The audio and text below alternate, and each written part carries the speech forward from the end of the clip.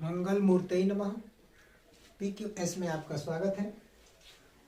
आज हम लोग पढ़ेंगे आयत। वैसे तो आप इन सब चीज़ों से परिचित हैं, फिर भी थोड़ा बहुत आप देखें। यदि ये PQRS क्या होती है, परिभाषा थोड़ा सा ध्यान दिया जाए। इसकी परिभाषा क्या होती है? ऐसा चतुर्भुज जिसके सम्मुख भुजाएं बराबर एवं समांतर हो। यह इसके बराबर भी है और समांतर भी है, और यह भी इसके बराबर है और समांतर भी है। ठीक है, यानी कि पी क्यू समांतर है किसके? तो एस आर के, और पी एस समांतर है क्यू आर के। ठीक है, पी क्यू समांतर है एस आर के और पी एस समांतर है क्यू आर के। समांतर होने के साथ साथ ये आपस में बराबर भी है। इतना ठीक हो गया जी। परिभाषा तब आगे बढ़ा लीजिए। यानी कि ऐसा चतुर्भुज जिसकी सम्मुख भुजाएं समांतर एवं बराबर तथा प्रत्येक कोण 90 अंश का हो तो उसे हम आयत कहते हैं। आयत का विकर्ण बराबर होता है। आयत के जो विकर्ण होते हैं, आयत के विकर्ण बराबर होते हैं। आयत के जो विकर्ण होते हैं क्या होते हैं? बराबर होते हैं। बराबर होते हैं। दूसरी चीज हमने बताया कि इसका प्रत्येक कोण 90 अंश का होता है। प्रत्येक का मतलब इहो वाला जो छूट गया है। ठीक है, यानी कि प्रत्येक कोण 90 अंश का। प्रत्येक कोण 90 अंश का। 90 अंश मतलब समकोण 90 अंश होता है। ठीक है, इसके विकर्ण पर यदि बात किया जाए तो इसके विकर्ण एक दूसरे को समद्विभाजित करते हैं। यहां से ये इतना, ये इसके बराबर, यह इसके बराबर, यानी कि विकर्ण परस्पर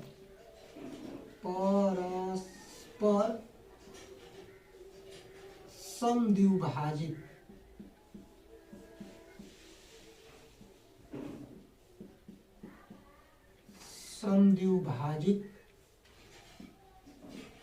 होता है। मतलब इसका पी ओ बराबर होगा ओ आर के। यह इतना भाग इसके बराबर होगा, यह इसके बराबर होगा। क्षेत्रफल और परिमाप। देखिए, क्षेत्रफल यदि आपको भूल जाता है बीच बीच में तो उसके लिए तो आपको भूलेगा नहीं। अब कैसे देखें आप, यहां स्थित यदि बिंदुओं को गिना जाए तो खूब आसानी से हम लोग क्या कर सकते हैं? गिन सकते हैं।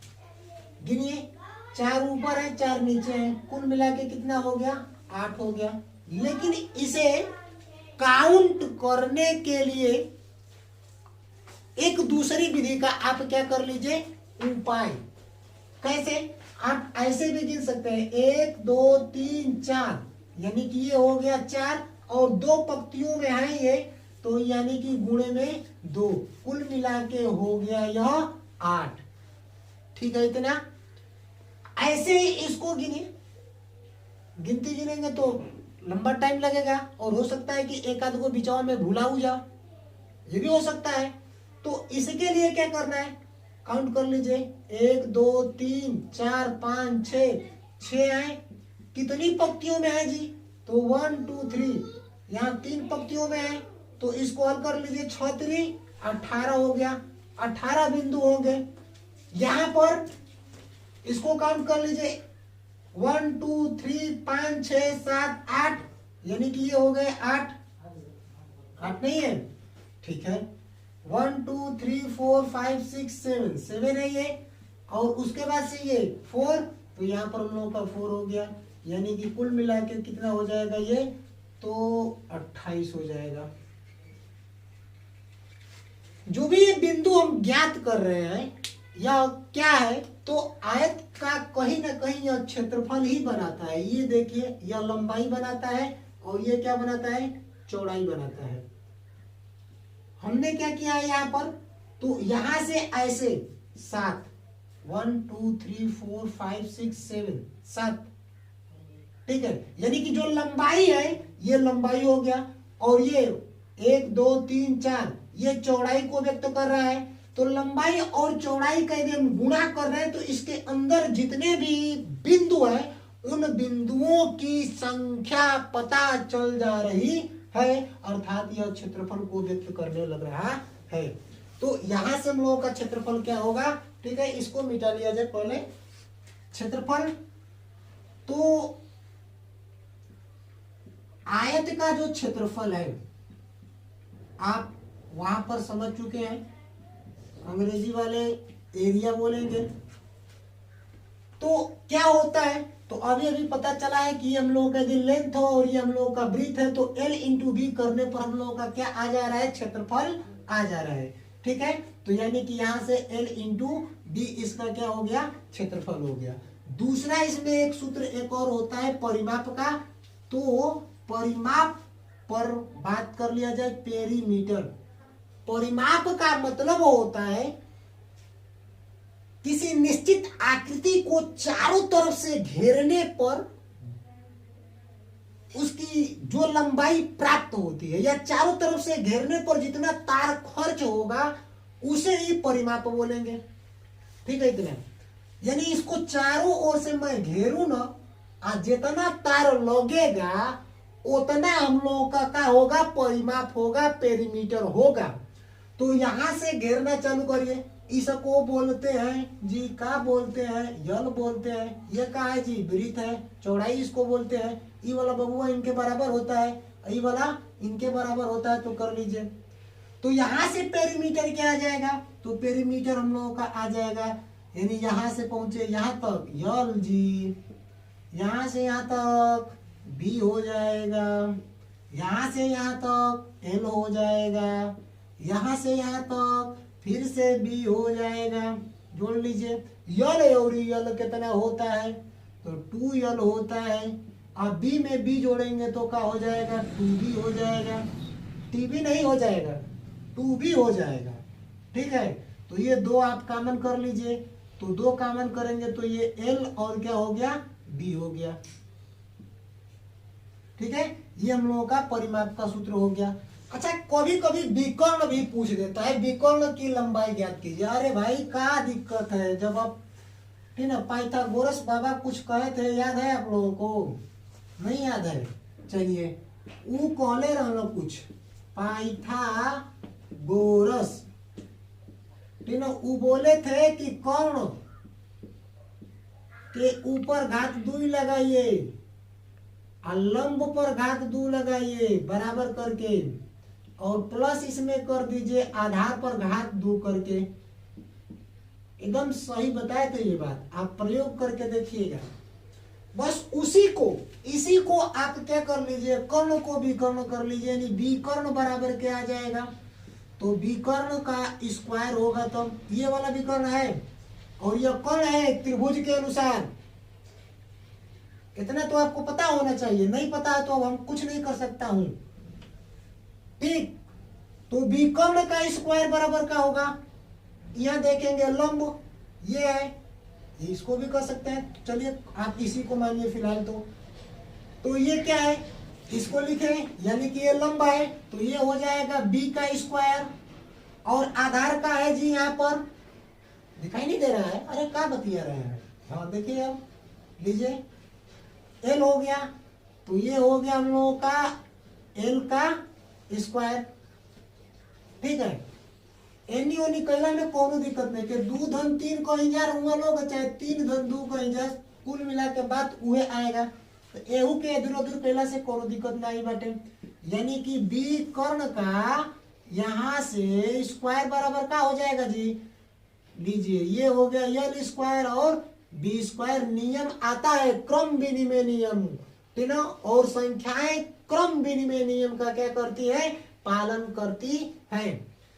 तो अच्छा, इसको हटाएंगे तो इधर अंडर रूट लग जाएगा, यानी कि यहां से हम लोगों का कुल मिला के केवल और केवल शुद्ध विकर्ण, शुद्ध घी खोलने वाला जाए भैया, शुद्ध विकर्ण, ठीक है। तो शुद्ध विकर्ण का हो जाएगा हम लोगों का, तो यल का स्क्वायर और प्लस का बी का स्क्वायर इतना होता है। अब लगे हाथ हम लोग साफ कर लेते हैं किसको, समांतर चतुर्भुज को, यहीं पर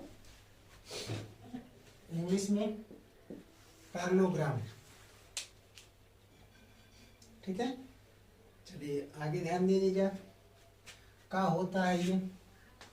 पहले तो समांतर चतुर्भुज बनाना सीख ले हम।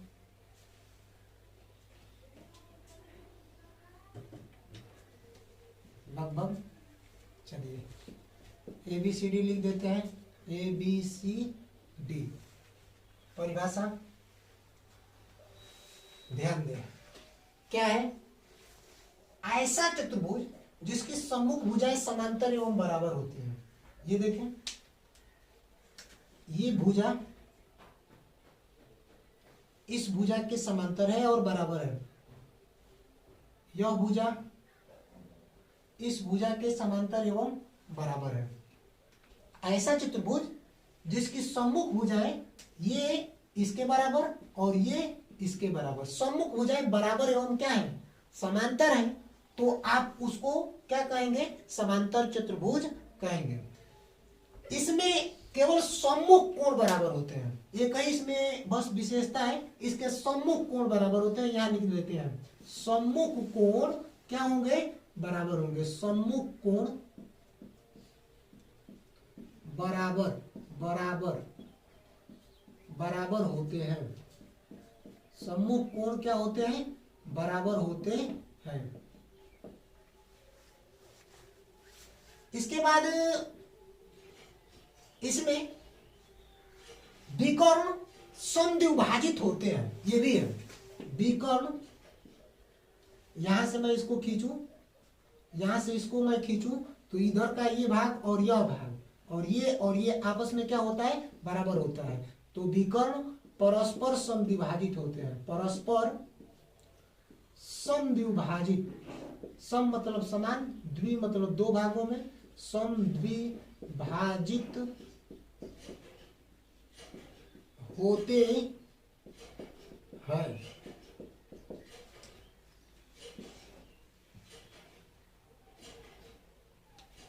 ठीक, इसके क्षेत्रफल से संबंधित थोड़ा सा बात यदि किया जाए तो देखिए भाई, क्षेत्रफल वाला मामला हम लोग यहाँ पढ़े हैं, आई तनकी सा पेड़ुकाए हैं, उपाय लगाना पड़ेगा। कैसे, तो ऐसे समझे आप, यहां से क्या करेंगे कि तलवार उठाइए आप, और यहां से इतना जो टेढ़का वाला निकला है धोधा नियर, एक एक काट के निकाल दीजिए। ई लिया के एजेंसी जो काट दिए तो काट के निकाल के उलाट के यहाँ सटा दीजिए, तो सटाएंगे तो यहाँ ऐसे हो जाएगा आके, ऐसे हो जाएगा। लेकिन आप तनकी डाट डाट वाला बिंदु जब ध्यान देंगे तो ये आयत अब बन रहा है, जैसे काटिए और ले जाके यहाँ सटाइए तो क्या बन जाएगा, आयत नहीं बन गया। और जब आयत बन गया तो यदि इसके,